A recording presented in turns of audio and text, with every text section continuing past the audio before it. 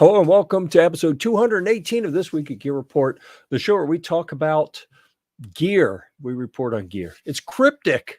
I try to confuse people, Komar. I don't know if it's working, but it is.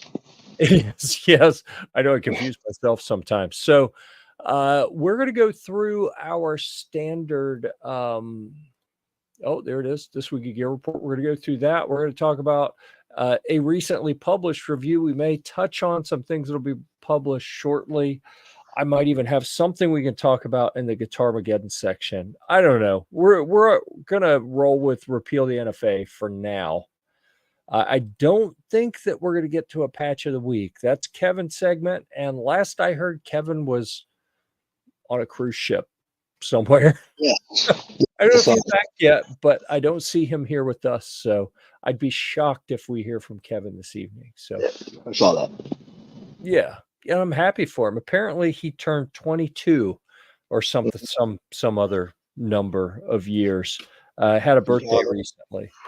And as a reward for that, he did a friends and family trip. And I was like, I saw that posted online. It was a friends and family birthday trip. And I was like, he didn't even answer. Yeah. Like, Broseph, you can't say friends and family trip and then not invite people. Come on. Yeah. I mean, I got my invite. Yeah. Yeah. Well, that makes sense. I turned it down. Well, ouch. That's kind of harsh. I may have turned it down also because I already decided, and don't let me neglect Gizzard Gary. Welcome to the program, Gizzard Gary, with one capital U and two lowercase U's, which I feel like is probably that's the pace we're on, is one capital and two lowercase. That's kind of how I feel like the show is going so far. So I think that's an accurate representation. I'm going to spice things up though. Kevin went on the Carnival cruise ship, which I believe is a Spirit class Carnival cruise ship, named after the Carnival Spirit that I was on a couple months ago, which is an amazing, kind of smallish by modern standards, but really pretty ideal sized cruise ship in my opinion. But he didn't go on the Carnival Spirit. He went on the sister ship called the Carnival Pride. And I was like, wow, what an unfortunate thing to name a cruise ship, in the late 90s when they came out with it, not knowing the connotation that if they rename it, that people will be all over them. Like, I can't, but we know why you renamed that. And like, they're stuck with it now. They're stuck with a ship called the Pride. And I'm like, I don't know that I don't want to ride on that ship. I just don't. I'm a bad person, maybe. I think that I'm just going to preempt people. Feel free to leave in the comments, live or in replay, that I'm a terrible person because I'm not eager to brand myself as a customer of the Pride, which clearly means I don't like family units of lions.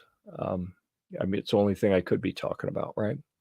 So anything happening at Komar Industries that is doesn't require a security clearance to talk about?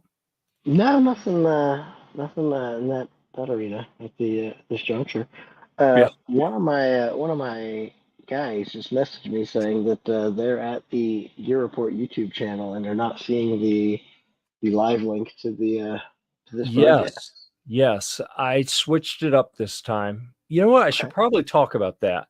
We're on the GearReport Firearms channel now. You can let people know that. Okay. And I will. I'm clicking on another screen here to see if I can. I'll put a link in the description if anyone wants to grab that link, and or not in the description, in the let's see, shareable link. There we go, in the chat of this live discussion. There we go. We can get rid of the feature share thing. So it's there, and I can drop it in the private chat if that makes it easier to copy. Already sent it to you. Cool. So, and this kind of comes down to Yeah, before and we do have, I'm going to tease it a little bit. We have an article we're going to talk about here in a minute. So we're not going completely off the rails here just yet, just partially off the rails at this point. So one of the things that's been kind of a common theme that's been growing in the past month or so is the idea that I'm not necessarily thrilled with the format of the show at this point. We have done 218 episodes, and I feel like maybe we've lost our way a little bit. And in order to provide more robust, more compelling programming for the people who are kind enough to come watch us, I want to revamp things. We're not going to do that until the new year. And part of that likely is going to be we'll finish out the year with the GearReport Firearms channel hosting the live broadcast. But then I am going to create shortly a GearReport podcast channel or something like that.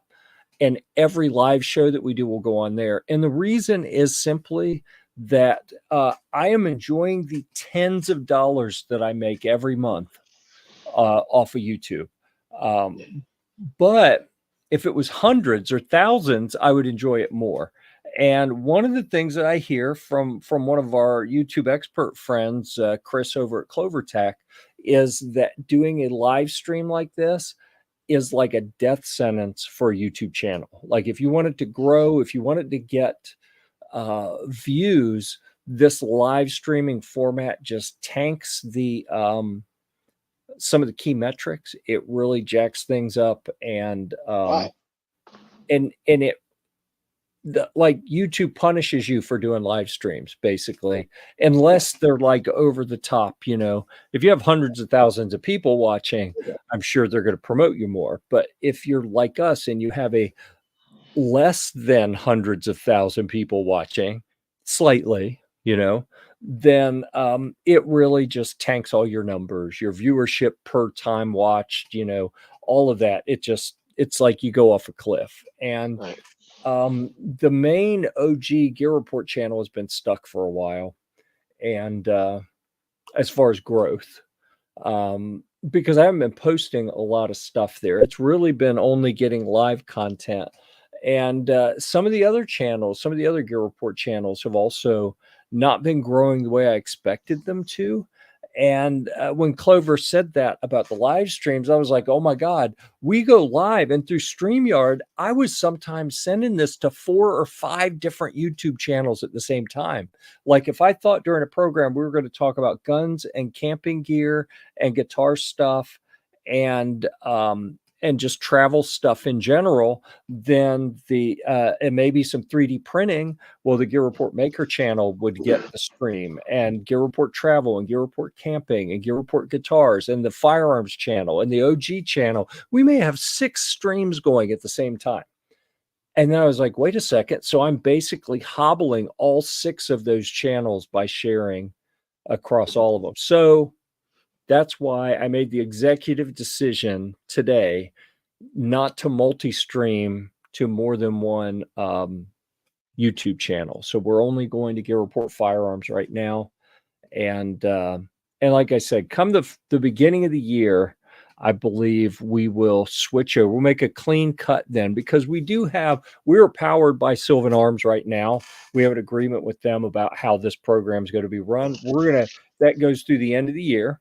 So the end of the calendar year, that we won't be constrained by that. We'll be able to change the format of the program and move it to a Gear Report whatever podcast, Gear Report live stream channel. I don't know what we're going to call it. If anyone has any feedback or thoughts on any of that, I'd love to hear that as well. I'm still kind of fleshing out the ideas. And I guess I don't have to wait. I could come up with whatever that channel is going to be and start streaming there even under this old format. So then when we get to the new format, there's already a little bit of content. I don't know.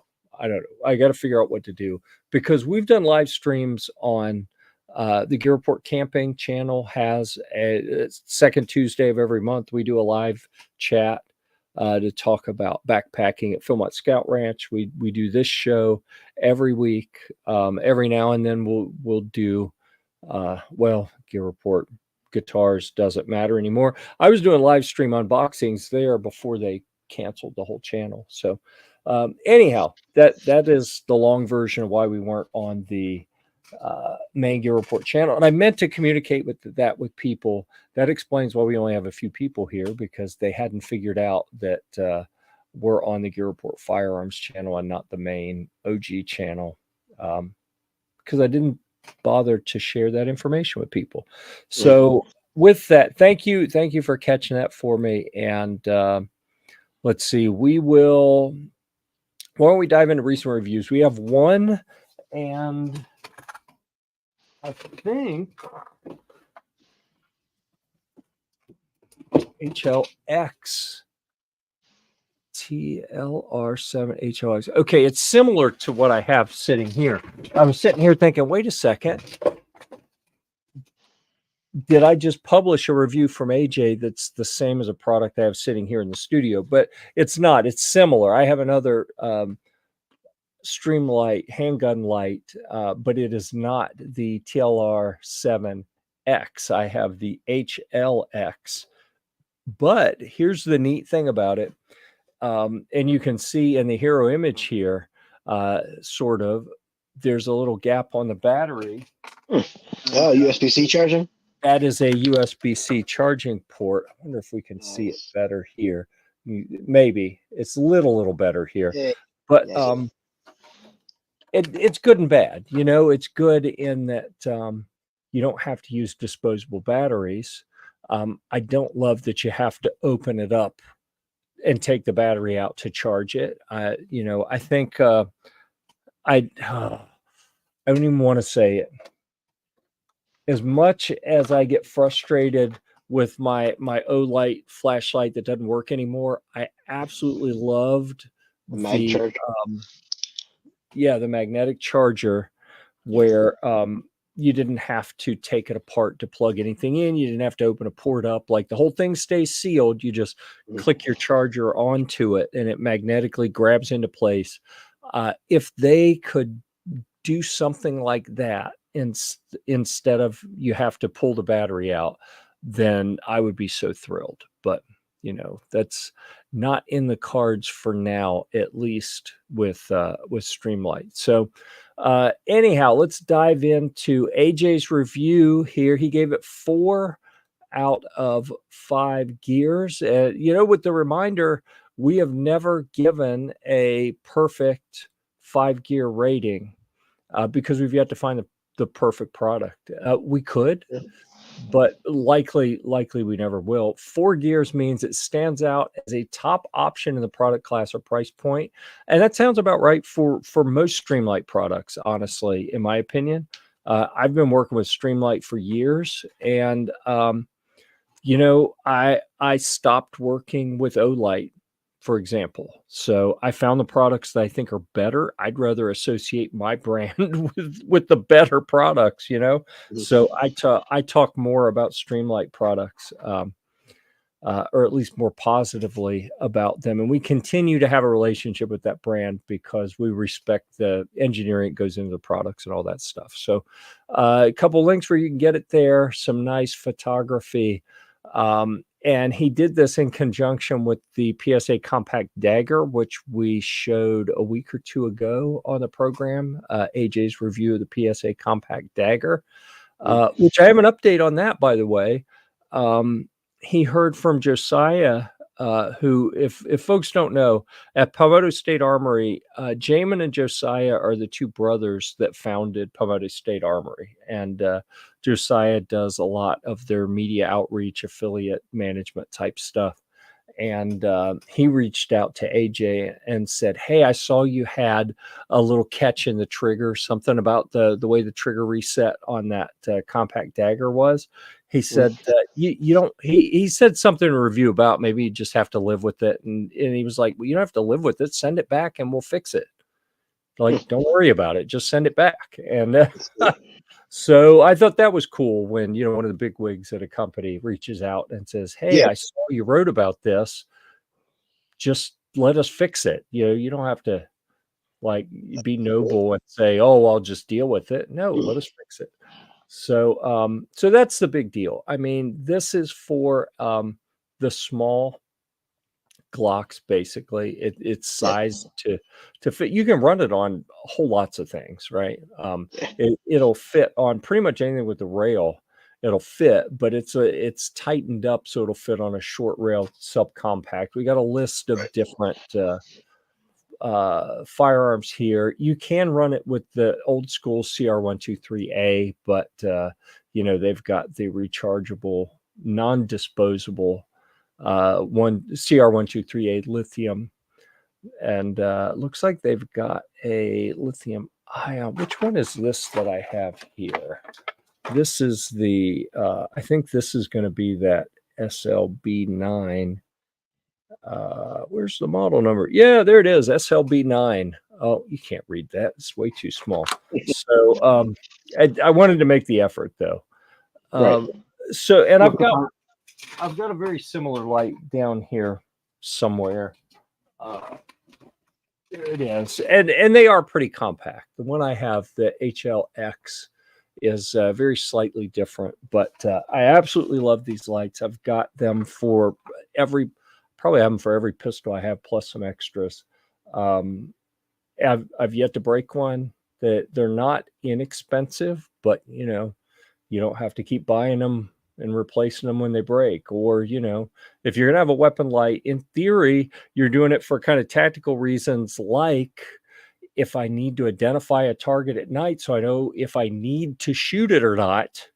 You kind of need your light to work. Like, you really don't want to take a risk with a weapon light. You can get something that looks like this off of Temu for probably $30 shipped. But do you want to trust your life to it? Or, either because if it doesn't work, how do you identify the target and know if you need to defend yourself or not? Or what if you pull the trigger and then find out the target isn't what you thought it was because you didn't have a good light on it, Yeah, it's unfortunate.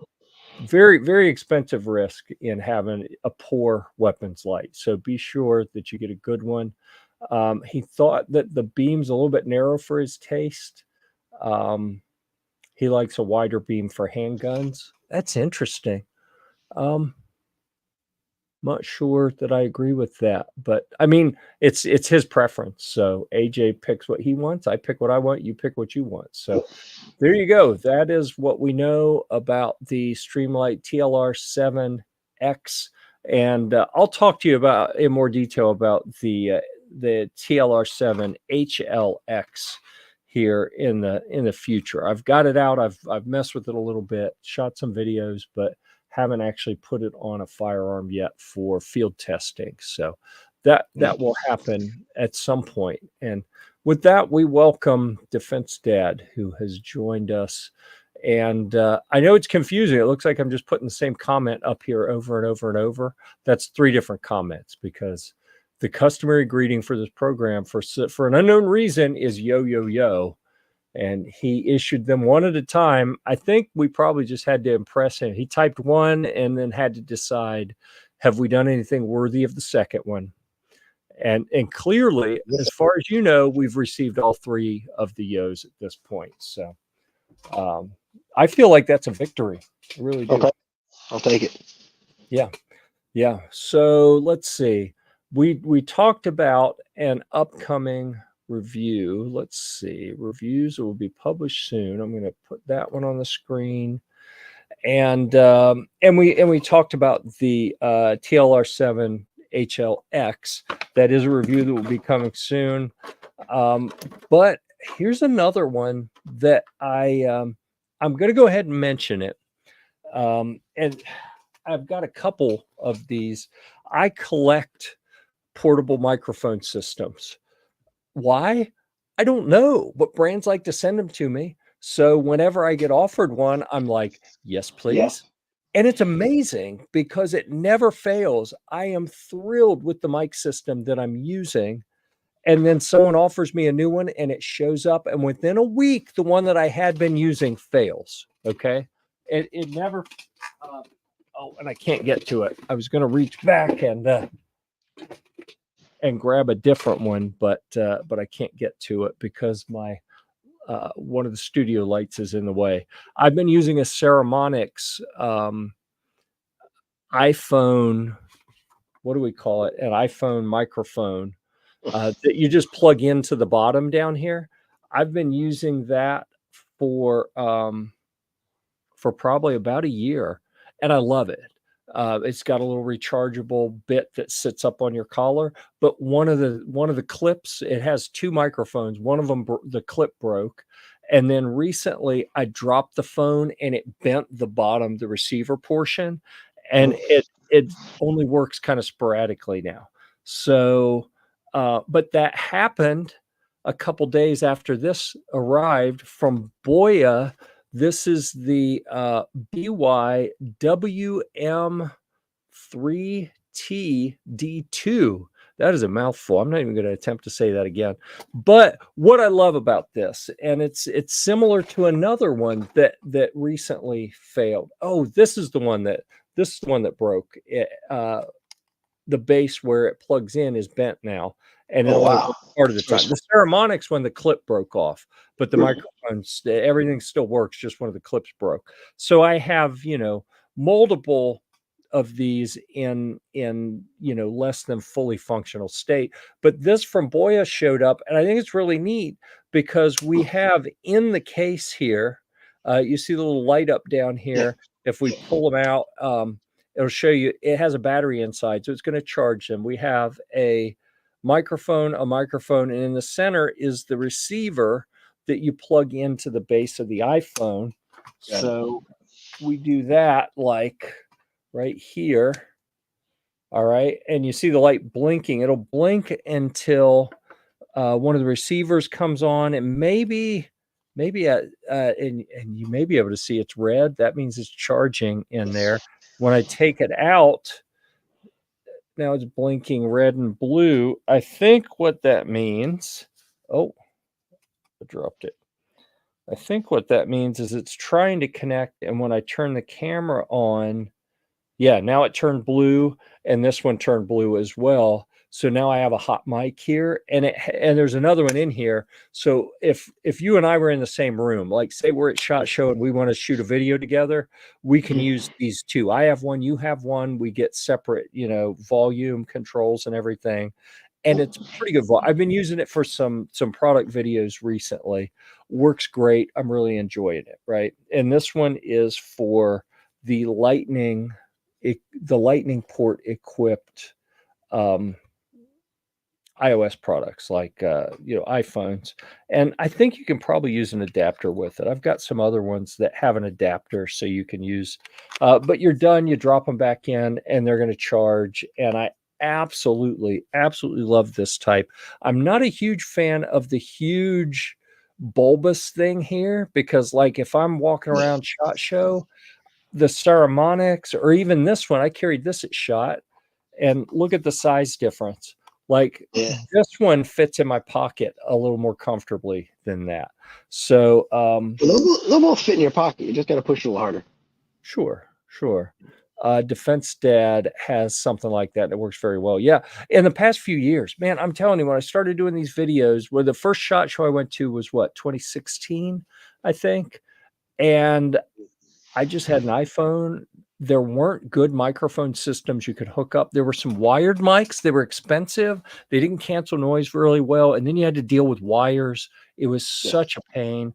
I always carried a DSLR camera with a microphone setup. I actually I bought a digital audio recorder, like a Tascam, like you would use in a studio, like a mobile studio type. Like I think it was made I think it was basically designed for like a filmmaker, like a small filmmaker. You put it on top of the tripod, then you put the camera on top of it, and you have all your different mics for your production coming into it. Really cool setup. But it was just such a bear to carry around. And as of a couple years ago, these little mics have just become so good. They have good noise canceling. They're small, they're light. And now that we have these different types that have battery packs built in, it's like absolutely amazing. And each of them comes with like its own tiny little dead cat. So you've got a a little sponge looking piece of foam to block the wind, or the big dead cat floppy thing to block the wind noise a little bit. And they've gotten to be a whole lot less expensive. So I've been doing the field testing portion of this, and I don't know if I'm going to write that up or if I'll just post videos, but I'm probably going to shoot videos for this tomorrow. And I may, I think I probably shot videos on this one already. The first one I showed you, this is 2 microphones. This has 4 microphones.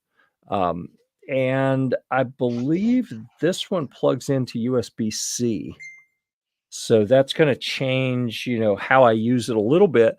But, a lot of people I know have got the newer iPhones that have the USB-C instead of the Lightning port. So I thought, you know what, I'm going to go with the USB-C one. But again, I'm thinking in terms of I'm at an event like a SHOT Show, or we'll be at the Iraq Veteran event in a few weeks. Eric does, this will be what, 11 or 12 as far as how many years he's done his he calls it a YouTuber shoot, but there's a whole lot more people that come to it now, writers and bloggers and social media people, and some of which are not very skilled at handling firearms and make me nervous. But aside from that, we may want to record some things where we have more than 2 people mic'd up. We're going to have the ability to do that. I know at SHOT Show several years ago, we did a couple panel discussions and we had to pass some wired microphones around. This will make it so much easier to just plug it all up, and everyone gets their own, and hopefully everything works really smoothly. So I'm pretty stoked about these little microphones. Like when you have them and they work, they're absolutely amazing. You don't have to worry about it. It's just dead simple. When they don't work, then the trick is to have a backup. We learned that a few years ago at SHOT Show when I had field tested a mic before we got there. And the very first interview we did, we were getting like the scoop. We were the first people to shoot a video about the what was it? It was at Palmetto State Armory. I think it was the compact what did we call it? The compact dagger. I think it was the launch of the compact dagger a couple years ago where they were announcing it. We go into film with Chad, who was the CEO at the time, and the mics didn't work. And it was loud, and it was like SHOT Show on the floor. You've been there. Good luck filming anything if you don't have good mics. Yep. There on the floor SHOT Show. Your audio is going to be just absolute garbage. So that was embarrassing. And so now when we went to SHOT last couple times, I've had this in one pocket and I have my Ceramonics in the other pocket. And I never needed the backup, but was thrilled that I had the backup in case I needed it. Yep, 100%. All right. Let me peek real quick.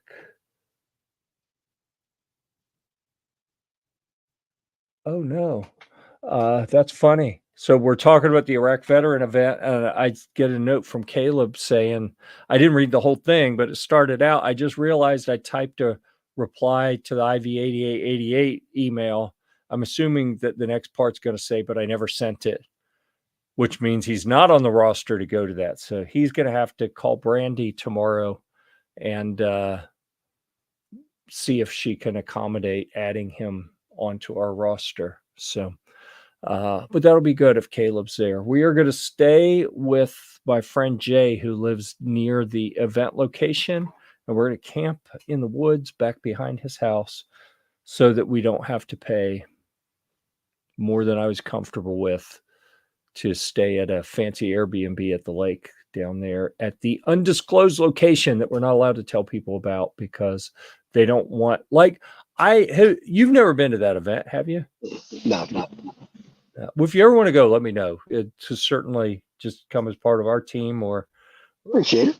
Want to do it. But I mean, obviously we have deadlines where we have to submit to get people on the roster to go. But it is absolutely not open to the public. If anyone who is not supposed to be there shows up, they will be met by some really unpleasant people.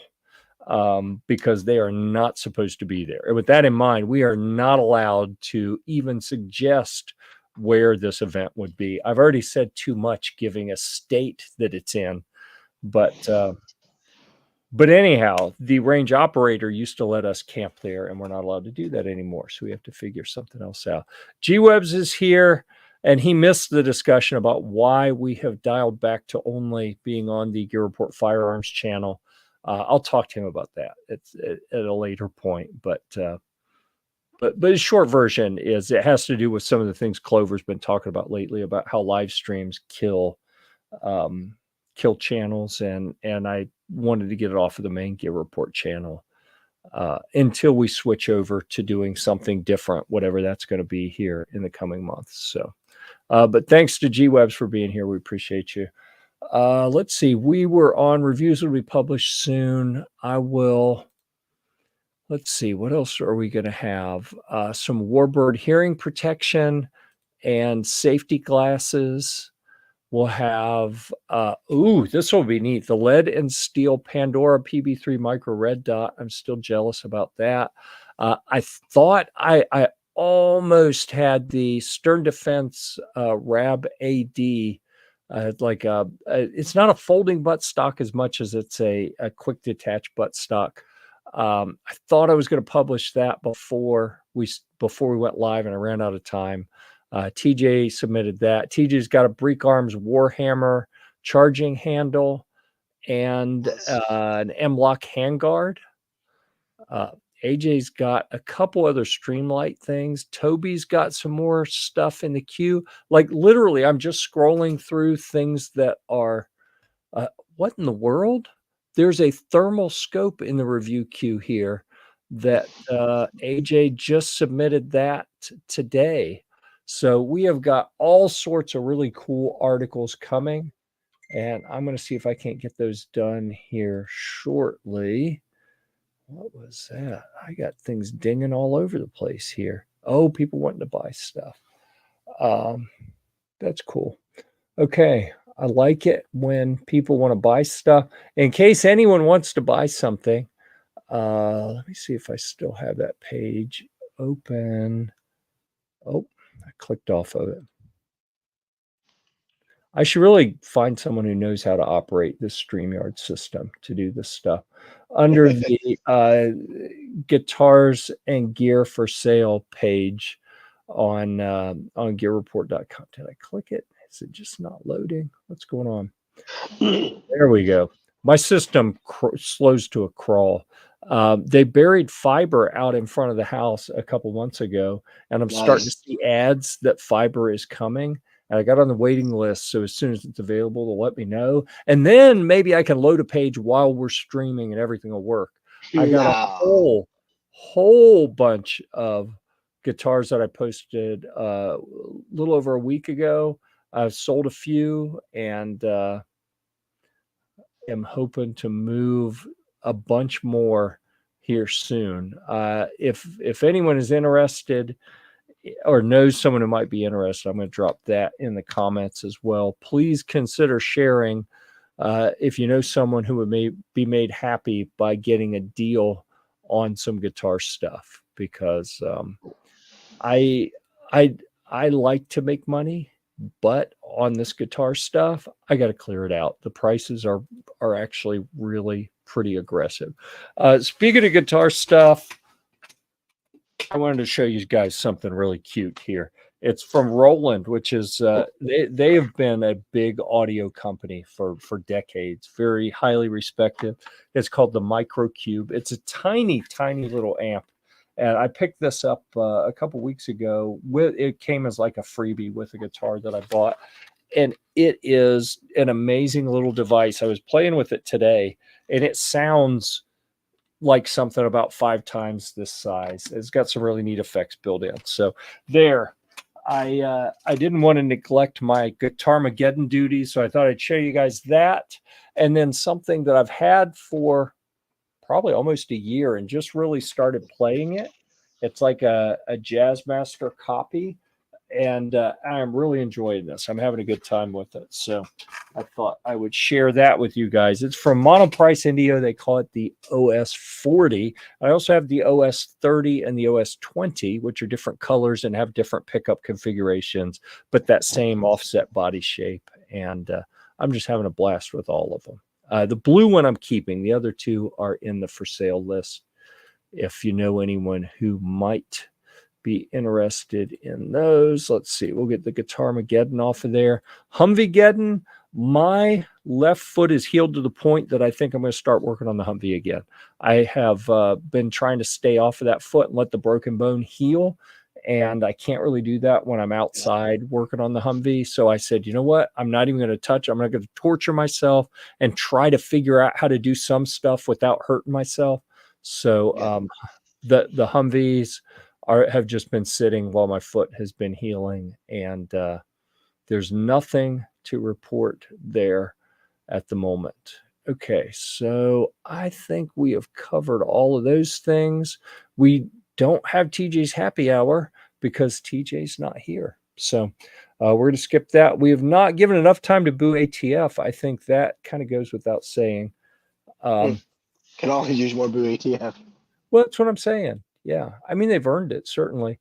On Tuesday night, there was a big debate, huge debate. And lots of people were watching, lots of people were hanging on every word. And unfortunately, when we scheduled this debate, we didn't realize there was also a presidential debate going on. So, but if you're into backpacking gear and you would like to see how things shook out as we debated things like what's better, white gas stoves or isobutane stoves, boots, heavy hiking boots, or trail runners worn while backpacking. We talked about all of the really divisive different topics in the backpacking world right now. That is on the Gear Report camping channel. I know people can't get enough debates this week, right? And I just heard today that we're not going to see any more presidential debates. So if you're craving for more debatage, go check out the Gear Report camping channel, and you can see the great gear debate of 2024. And that was from Tuesday night on the live stream we did there. Yeah. Yeah. I can see you're streaming it on the other screen, aren't you? Yeah. Yep. You couldn't wait. You're going to, no, that's okay. I appreciate it. All right. Anything else we need to talk about? Have you booked anything for SHOT Show yet? Are you the type that books things early? No. No. Do you go to the range day? I have it. It depends on what the schedule allows as far as being out there. Yeah.